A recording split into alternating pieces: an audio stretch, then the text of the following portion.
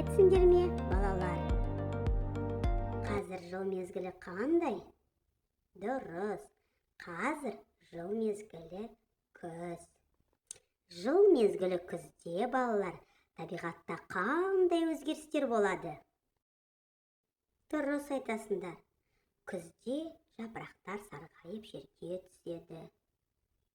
Адамдар астықтарды жинай бастайды. Жаңбыр жауады. Құстар жылы жаққа ұшып кетеді. Ал кейбір аңдар қысқы ұйқыға дайындалады. Мен сендерге жұмбақ жасайын. Өзі сондай қу жүрген жері айқай шу. Ол не? Дұрыс, ол түлкі. Ұзын тұмсық, бойы сұңғақ, көл жағалап жүреді.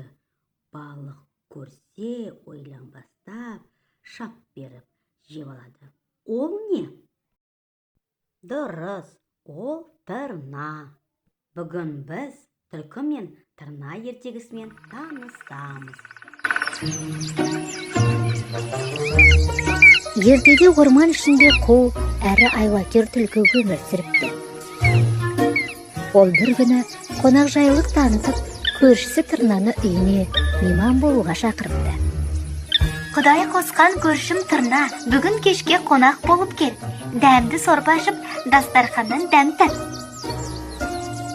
Әрине, келемін, дейді тырна. Кешқұрым тырна түлкінің үйіне келеді. Түлкі оны жылы қарсы алып, дастархан жайып, ас ұсынады. Түлкі өзі әзірлеген дәмді сорпаны жалпақ табаққа құйып қояды. Өзі рахаттанып ше бастайды. Ал тырнаға ұзын тұмсығы кедергі келтіріп, астан дәм таталмай, көңіл күйі түсіп, сорпаға қарап отырады. Көршісінің қылығына ренжіген тырна үндемей қоштасып, үйіне қайтып кетеді. Айлакер түлкі өзінің жасаған ісіне қуанып қала береді. Арада бірнеше уақыт өткенде тырна түлкіні қонаққа шақырады. Түлкі болса қуана келсе. Тырна да көршісінің жасағанын қайталап әзірлеген көжесін ұзын мойынды құмыраға құйып, дастарханға қойыпты. Бұл жолы түлкі ештеңе іше алмай мазаланыпты. Сонда тырна түлкіге қарап тұрып: есіңде ме? Мен де сенің табағыңнан ас іше алмап едім, дейді. Жасаған әрекеті есіне түскен түлкі ұялып, басын иіп: кешір мені, енді ешкімге қулық жасамаймын, деп тырнаға уәде береді.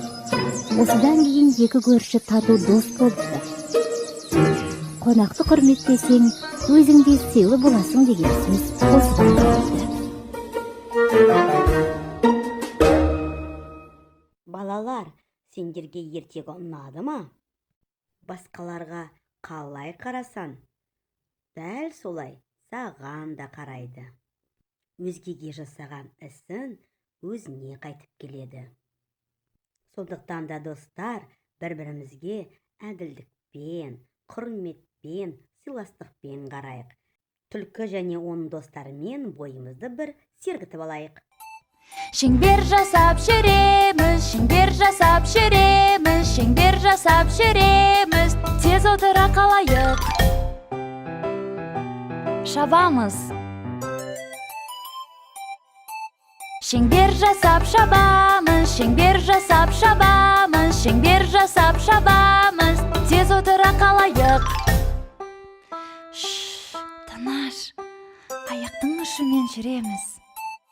Тыныш қана жүреміз, тыныш қана жүреміз, аяқтың ұшымен тез отыра қалайық.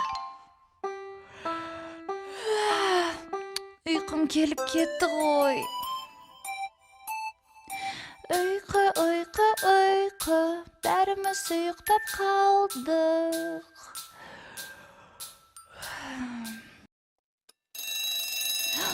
Тұрыңдар.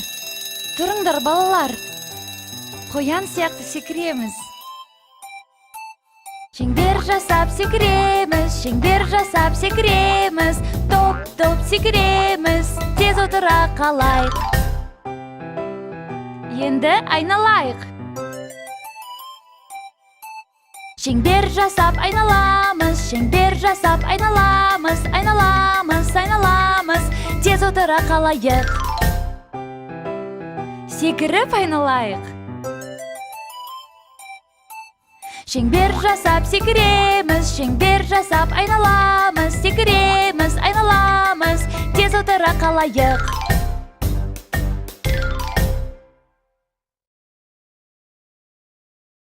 Керемет, достар. Ал енді ойын ойнаймыз. Ойынның аты ненің құйрығы.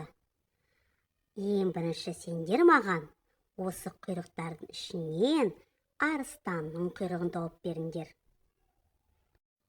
Жарайсыңдар, балалар. Арыстанның құйрығы осы. Ал енді қоянның құйрығын тауып беріңдер. Дұрыс, балалар. Ал енді сендер жолбарыстың құйрығын тауып беріңдер. Керемет, достар. Ал енді сендер балалар маған түлкінің құйрығын тауып беріңдер. Жарайсыңдар. Ал енді аюдың құйрығын тауып беріңдер. Керемет, достар. О, міне аюдың құйрығы. Енді қасқырдың құйрығын тауып беріңдер. Дұрыс. Қасқырдың құйрығы сұр. Жарайсыңдар, балалар.